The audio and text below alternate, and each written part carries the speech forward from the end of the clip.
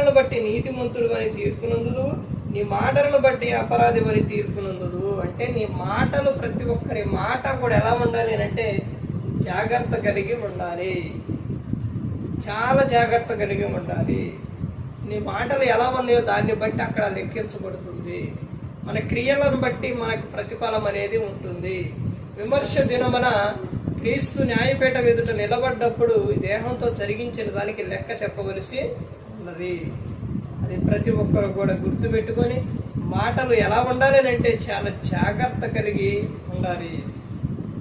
ఎందుకు కుటుంబంలో కానీ ఎక్కడైనా కానీ బయట కానీ సమస్యలు వస్తున్నాయంటే మాట నోరు జారి మాట్లాడటం వలన, వ్యర్థమైన మాటలు మాట్లాడటం వలన చికాకులు, గొడవలు అనేది వచ్చేస్తున్నాయి. అందుకని ప్రతి ఒక్కరు గమనించుకోవాలి. నువ్వెవరైనా సరే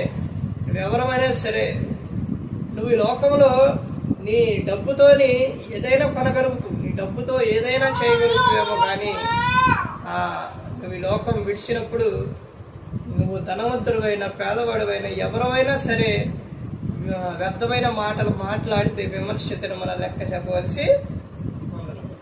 ప్రతి ఒక్కరు కూడా ఎవరు నశించి నరకానికి వెళ్ళిపోకూడదు. యేసుక్రీస్తు ప్రభువు ఈ లోకానికి వచ్చి మనందరి కోసం సిలువను ఆయన ప్రాణాన్ని పెట్టారు. ప్రతి ఒక్కరు కూడా దేవుని యందు భయభక్తులు కలిగి పరిశుద్ధాత్మ మాట ఇంటూ హృదయ శుద్ధిని కాపాడుకుంటూ క్రీస్తుని పోలి నడుచుకున్నప్పుడు ఈ లోకం విడిచిన పరలోకానికి చేరుకుంటారు. మరి ఈ విధంగా నిలబెట్టి మాట్లాడించారు. తండ్రి దేవునికి కృతజ్ఞతలు చెల్లిస్తూ ఇంతవరకు శ్రద్ధగా ఉన్న మీకు ప్రభు పేట నా హృదయపూర్వకంగా చెల్లిస్తూ ఈ మాటలు ముగిస్తున్న అందరికీ